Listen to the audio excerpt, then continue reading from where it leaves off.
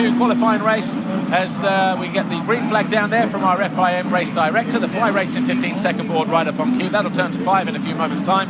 But the number 44, the Latvian, up the inside there of Carlis Rezlis. And the 102, Cooper. So Justin Cooper in gate number 2, and alongside him, the Dutch rider, Kaider Wolf. The gate drops now, so it's going to be a drag race down into that first turn. The first Kawasaki on the inside there is going to be Joe Shimoda. Around the outside, though, and it's Guillaume Perez who leads for Spain. Kaider Wolf in second. And then Munoz, Hardy Munoz, slipping up the inside. 111, he was getting over the Rocco Sleep, but quickly into second position. Is that, I think it is, isn't it, Justin Cooper? Well, 2 monster star Yamahas out front, and if you're no stranger to this series, that's not a surprise. Those bikes are absolute rocket ships, and for Cooper, this is a big moment. You just need to get out front so you can get out of trouble. And this is his teammate. He actually gets to race a few races. Bud Streak and Ironman with Ferris, they're no strangers to each other, actually practice with each other, and you already see Cooper making the move. I think you're going to see Cooper try to put in some hot laps and get a little bit of separation, especially from the likes of a Hunter Lawrence. So Justin Cooper then leading the way on the very first lap. Guillaume Perez second. Hunter Lawrence, the green and gold of Australia, in third place. Hardy Munoz is fourth for Chile. Andrea Adamo, number 2, is up to 5th place. And Kaider Wolf 6th, Muscan 7, Langenfelder, Everts, and Brodie Connolly of New Zealand. Good start for the Kiwi there in 10th place. Ahead of Emil Weckman, Gio, Josh Parisi, or Parise, I should say. And then Reslis and McClellan of South Africa, Kevin Horgmo, Norway. And the rest, we'll get them over the line in a few moments' time, though. But there is the number 2. Of course, Italy 1, 2, and 3, defending champions, having won in Italy a year ago.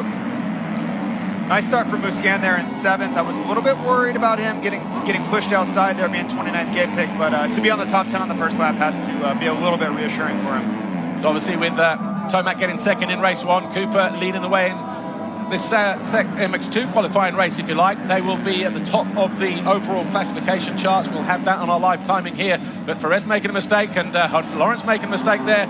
Adamo now up into 4th place. Kaider Wolf trying to find his way past, and a bit widely offline there for Hunter Lawrence. Yeah, and I believe Justin Cooper went for the leap. That was a big topic of conversation. They had done some practicing here, some testing, and that was a big thing. Which sprocket do they need to use? Which gearing is ideal? Can we set up our gearing to make the leap, but also get the starts that we're looking for? And looks like on that first lap, he had actually gone for it. So Hunter Lawrence, 114 of Australia. That's an all HRC Honda team this weekend for Team Australia with Hunter Jet and Mitch Evans. Yeah, I was curious. I was thinking about that a little bit in the strategy there. Could they bounce settings, ideas off of each other? But I think the chassis are so different between Lucas Oil Pro Motocross and MXGP.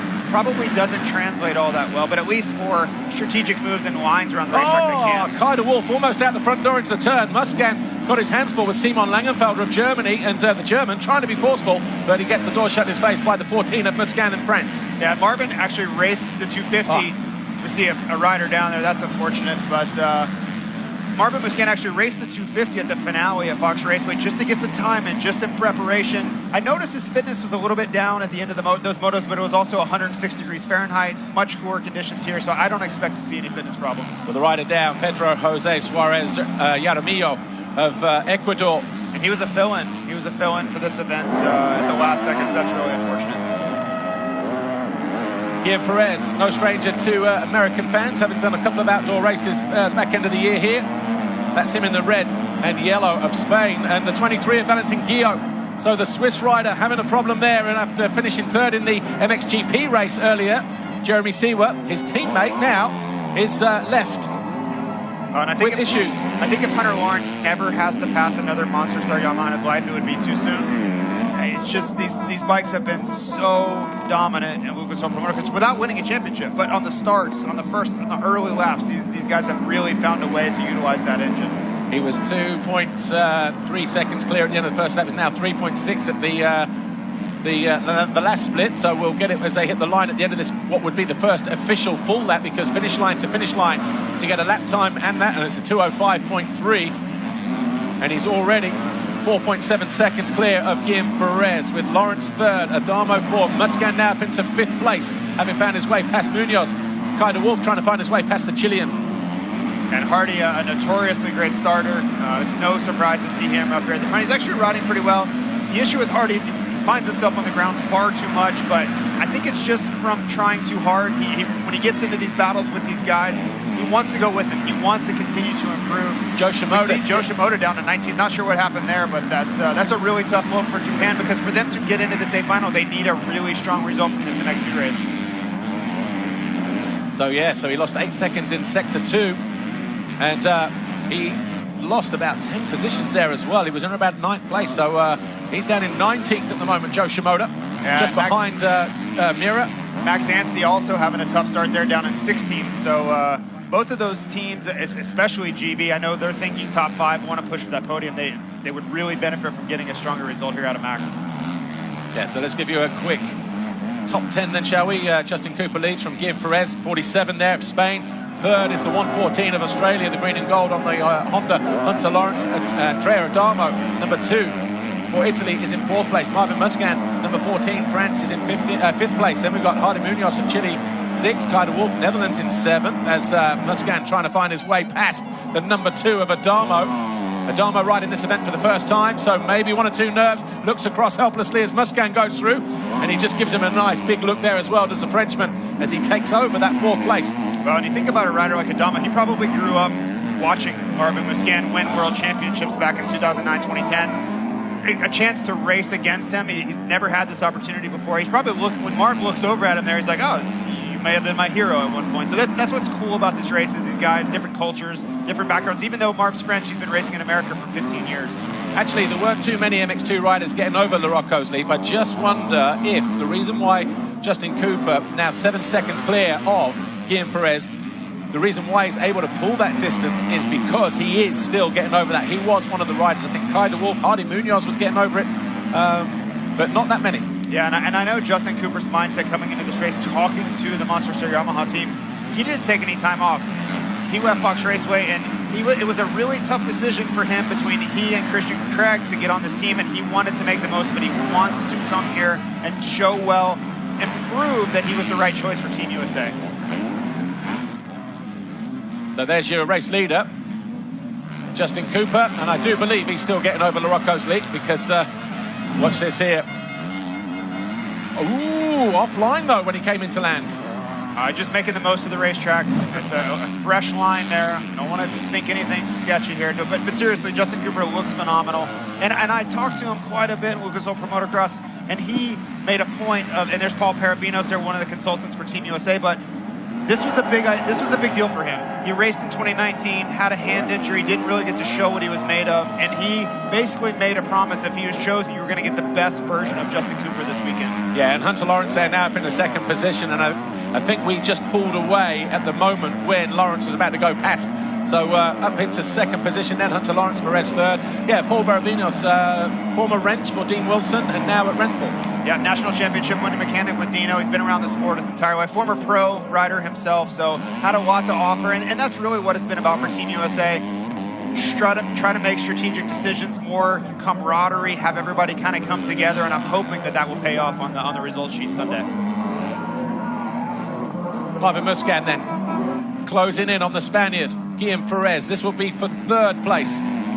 See Marv really leaning on that front tire. That was a lot of trust there, but he's really trying to get every ounce out of that KTM SX250. Yeah, Perez getting over that Larocco's leap as well, and you see the difference between him and Musquin doing it, not doing it. Probably lose about a second, maybe, yeah, 3/4. And it's a little bit of give and take, because Marvin's able to utilize that inside, but Guillaume is able to carry so much momentum up and over it and then through the next section too. So I'm sure if Marvin felt comfortable jumping it, he would be doing it. But it's a little.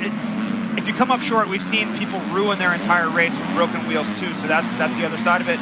Jorgen Talviku's not even in this race because of an earlier crash there, so you have to factor that in. And actually, like I say, Perez can go outside, generate the speed to get over it. But even when you go inside and gain a few yards, when you double and then you hit the 3rd one, it falls away quite steeply, so you can over jump and flatland there. So it's not, you're dealing with 2 aspects there, aren't you? And my guess would be that Marv is right on the fence. He could probably make it 90% of the time, but that 10% of the time, he may end up ruining his race. This was just a lap ago. Look, this was Lawrence on Perez. Just as he went to the outside, Lawrence cut to the inside, and we cut away at that moment. So that was the pass for 2nd. Lawrence putting on Perez. Yeah, Guillaume made it easy on him there. You wonder if he almost just moved over a bit. He was under a lot of pressure. And since then, actually, Lawrence has put in the fastest lap at 2:03.7 compared to the 2:04.6 of Justin Cooper. The gap 5.9 seconds. So we'll keep an eye on that because Lawrence has just set the fastest Sector 2 time of the race as well. 27.8 compared to a 28.5 of Cooper. So we'll keep an eye on those splits as Marvin Musquin still continues to push the 47 of Guillaume Perez, who goes to the inside. Musquin goes to the outside, generating, well, he was about to generate until he just stepped the back end out there. Yeah, you see Marvin moving around, trying different lines, and he probably didn't know that line had been blown out because that's a secondary line there. But I think Marv here, if he can escape with a top 3, would be okay with that, right? Get the weekend started, put a solid result on the board. Oh, man down. Shimoda. Wow. So Joe Shimoda picking himself up. That's before you go over the Monster Energy. So coming down from the hospitality section there, look. Do they call that Talladega? Oh, wow, yeah, faceplant and cartwheel. Reese Carter would have been proud of that. Got off there pretty easy. That could have been a lot worse. But for Joe, he had just such a breakout summer. Wins the final moto at Fox Raceway. I really expected a lot, and it's early, right? This isn't the race for points. He could bounce back tomorrow. And actually he won the overall here in the summer.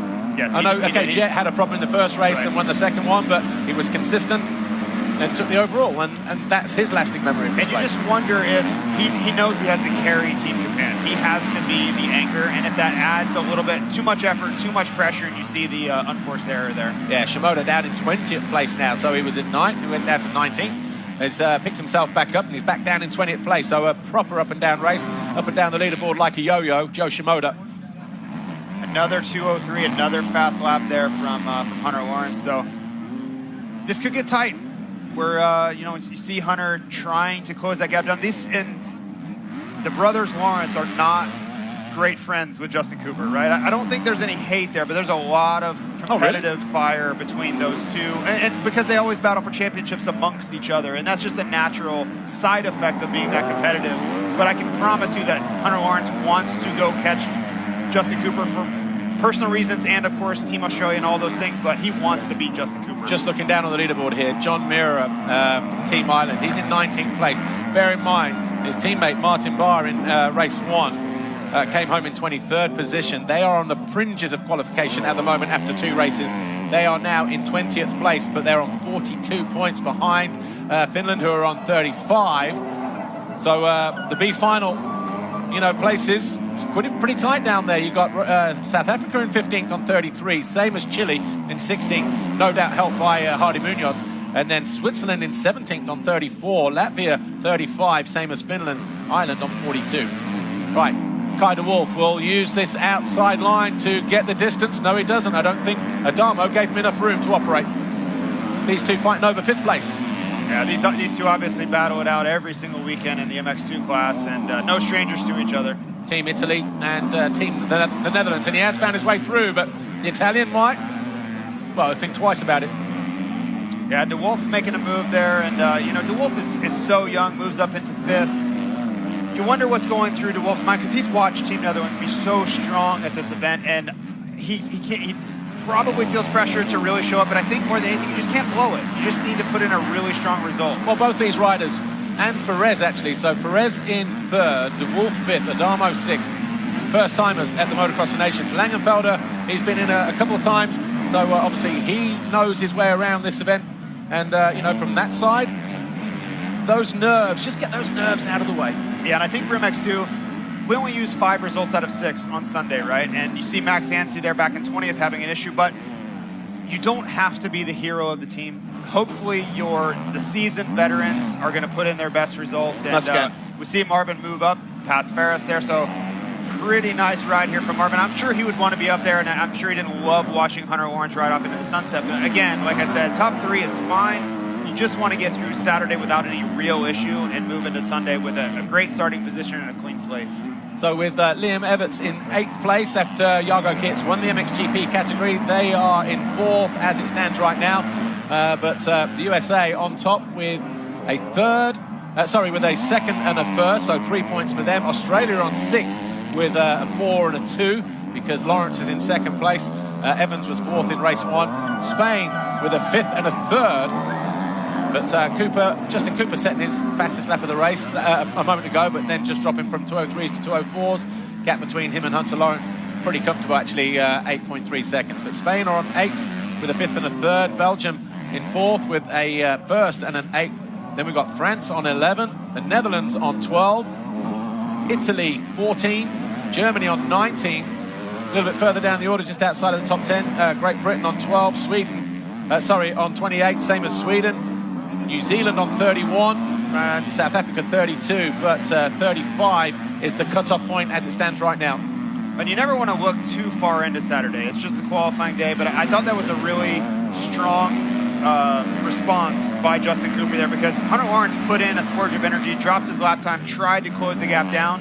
Justin Cooper in turn puts in his best lap and pulls the gap back out. And these are the little mental games that are played back and forth. Liam Everts just off the back of this trio dropping downhill now. Look, in the baby blue, the 3rd rider in shot, 2nd rider in shot now. And remember, his teammate, Jago Geerts, was your MXGP class winner. So they're battling. They want to get into that on that podium for qualifying on Saturday, and Everts is doing his best job to move forward. As a start gate, anywhere in the top 5, 10, 15? Where would you say? I believe so, yeah. As long as we're talking with these top nations. Sure, a solid result. As long as you're within that, I think top 5, it's irrelevant.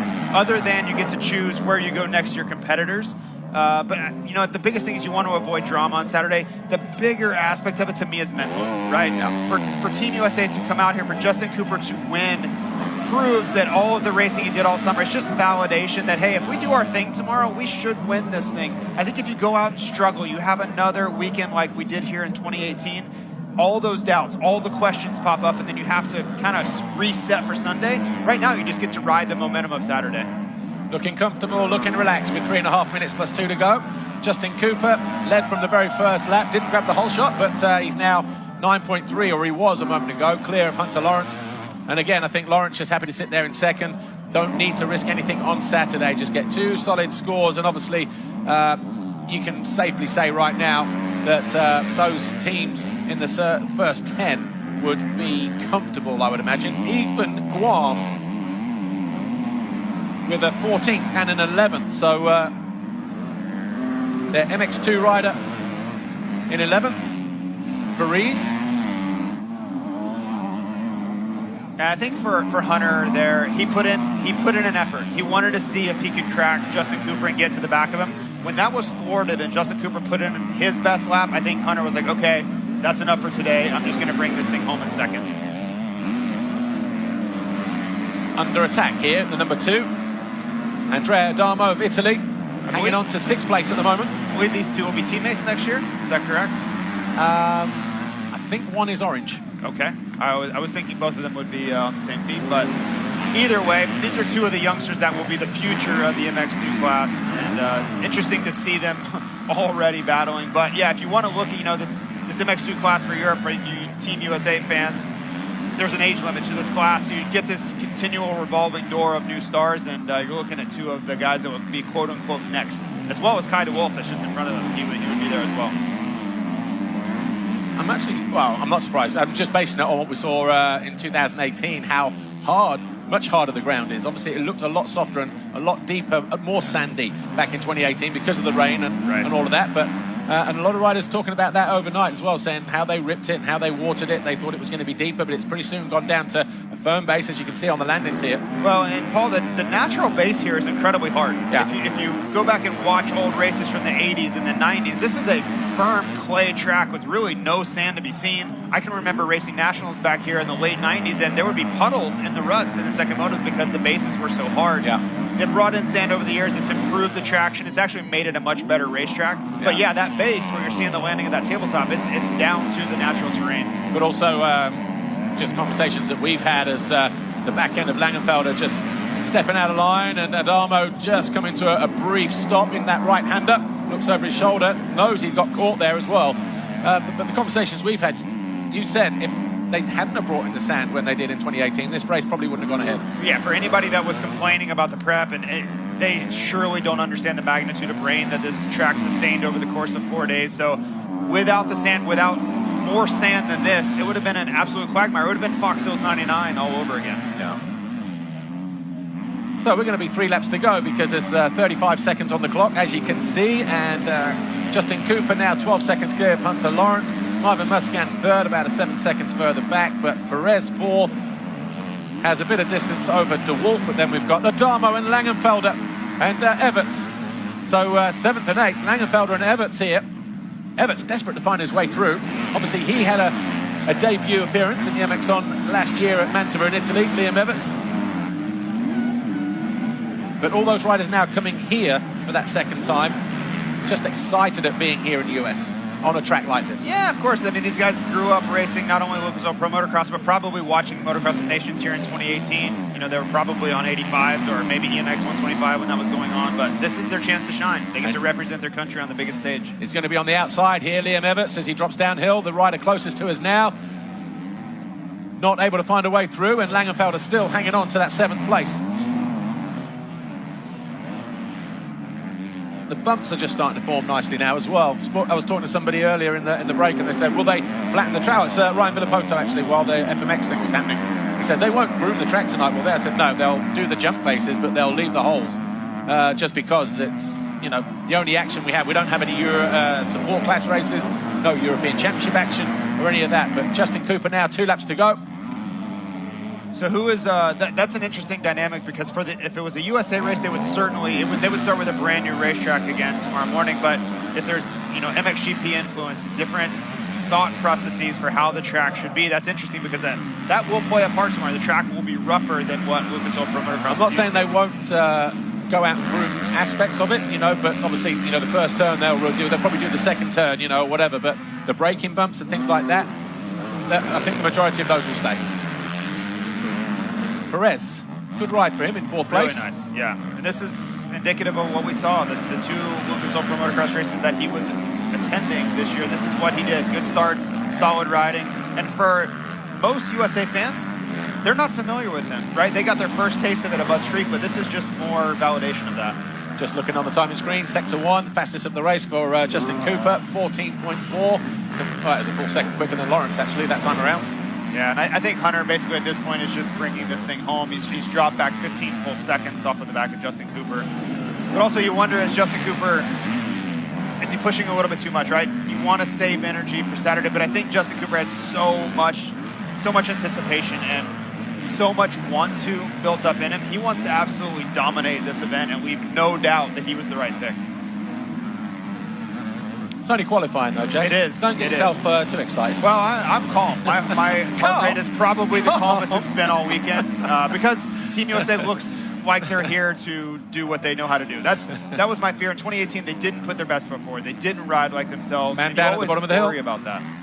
Not one of our front runners, is it? I don't think it is. No.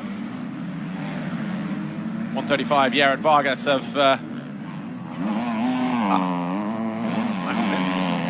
Cooper. Oh, no, we're good. I'm just looking at the... We had a strange Sector 3 through there, like 102.1, 1017, but we're just entering into the final lap, or it will be in a moment, won't it? Marvin Musquin heading uphill. He's in 3rd. Yeah, I don't think he's jumped that once. No, and I think he's made a conscious decision that it's not going to be his line of choice. You know, if it shapes up perfectly tomorrow, maybe. But he's been here long enough to know that jump, if you do not make it, is a rear wheel destroyer. It happens every single year at this race. So. Stuart Edmonds broke a wheel, casing the jump in the MX Open practice earlier on today for Team Island. Said, go down. I said, you've got 10 minutes to go. Why don't you go get the spare bike? Don't have a spare bike. So it's literally rear wheel or go on the scrounge. Makes it difficult. Marvin Musquin, obviously, we saw him ride up final round at Parla. Yes. And some people sort of saying, oh, he didn't look that impressive on this 250, given he's a two-time world champion. Yes, he's doing only indoor at the moment, only Supercross. What did you make of his performance there? And you know, how do you read his situation coming into this weekend? So I wasn't too concerned. Because I think he's a fantastic 250 rider, by the way. Of course, and there was a little bit of a lack of fitness. I think the heat got to him in the second moto, but to me, the speed was impressive. He was able to go with the leaders when he was fresh, and I thought given another 3 weeks to prepare, he would be at his best here. And again, I've been to this race enough times, I've watched it in the past. Saturday, is not the race, right? So many of these guys, once they get into a good position, they settle and they're complacent, knowing that the points are paid tomorrow. So you know, you love to see Team USA. If you're an American, of course, you love to see Team USA doing this well, but everything resets tomorrow. None of these points transfer other than gate pick. So as we look at Justin Cooper making his way through the final 3 or 4 corners, just looking at his lap time, 2:03.1, the fastest. Jago Kiet's 2:02.8. So not much in it between the fastest MXGP lap of the race and the MX2 fastest lap of the race. But Justin Cooper through the final turn, he'll take the checkered flag, does exactly what he did in Assen in 2019, wins the qualifying race and wins it convincingly as well.